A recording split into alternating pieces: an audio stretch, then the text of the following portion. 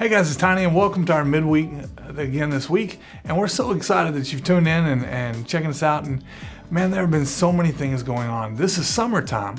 And let me tell you about what has happened. We have seen so many more kids, so many more families visiting. In fact, we have added more classes in our preschool area almost every month of the summer. Now, that tells me one of two things. Either you guys didn't take any vacation this summer, or God is doing some amazing things and bringing more and more families every week to Woodridge. I'm going to go for the latter because I've seen so many new faces, so many new families, and I appreciate you guys inviting your friends, inviting those that live around you, those you come in contact with, to come to church and to bring their kids. We, in fact, have 10 preschool classrooms going on Sunday mornings now. And so imagine both hours, we have 20 classes to fill with volunteers. So Lisa's pretty busy. If you haven't met or talked to Lisa, don't worry, it's coming. And so we enjoy having so many people across the church volunteer and serve and teach these little ones about Jesus each and every week. It's been an amazing experience. But in children's ministry, we're not just looking for that. We're not looking for just the Sunday morning experience in preschool. We're not looking for just the experience in elementary either. You know what our goal is as kids grow through elementary and high school, and as they get to that stage where they're graduating high school, we certainly don't want them to graduate God. We want them to stay focused, stay in the Word. We want them to continue following after God, continue to grow spiritually, and continue to just seek Him with their lives and follow Him. And so we make that our focus, even in children's ministry, of what that child will look like when he's a young adult, when he is an adult.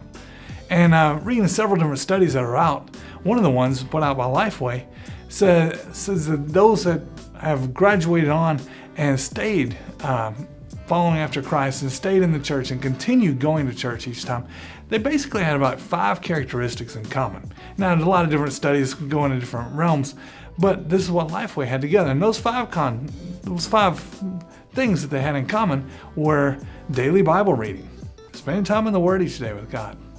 Number 2 was prayer, spending time praying with God, whether it be morning or evening, but having that set aside time where they're praying together.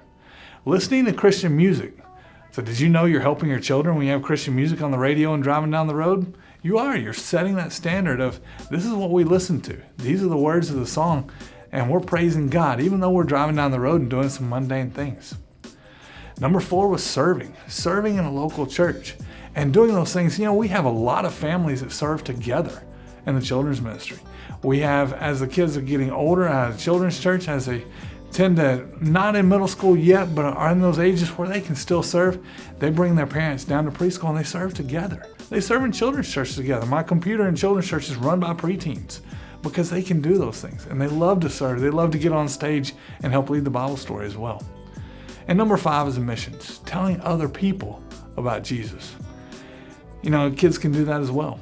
Kids can do that. We see that through our leaders in training. You've probably heard me talk about that many, many times. This last summer, we did that on a mission trip with preteens.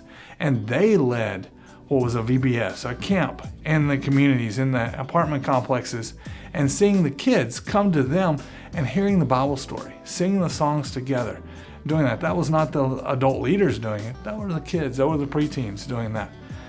All these things are a part of what we want to instill in the children as they're growing up, because we don't want them to graduate God. We want them to be a major part of who they are. Proverbs chapter 22, verse 6, it says, train up a child in the way they should go, and when they're old, they will not depart from it.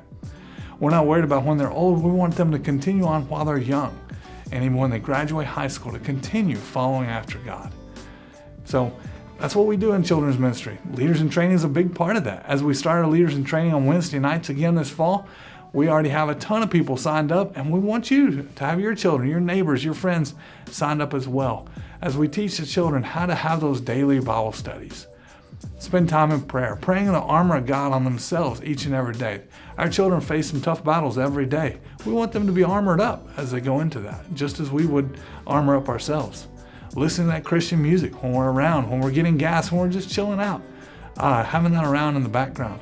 Making sure they know the words and hear the words as a major part of who they are and their family. Serving together, so many different ways. Even our big events, VBS, Easter, Fall Fest, so many different ways you can serve as a family. And then missions, telling other people about Jesus, crossing the road, talking to your neighbor about Jesus. You could do that in so many different ways. That's what we do as a children's ministry. We want you to be involved. We want you to step out and help in those areas and helping lead those kids. Just as we have 20 preschool classes on a Sunday morning, we have so many more in elementary and so many more in high school as we go to 2 services and making sure we have the same equivalent lessons and the same equivalent quality in both hours. It's going to take some volunteers, but you know what? It's worth it every step of the way. And so thank you guys for working. Thank you guys for serving and teaching the children about Jesus along the way. And those of you maybe you haven't stepped out there and jumped in yet, come on in. The water's fine, and enjoy it. It's an awesome time spreading the word of God to those around us in our church.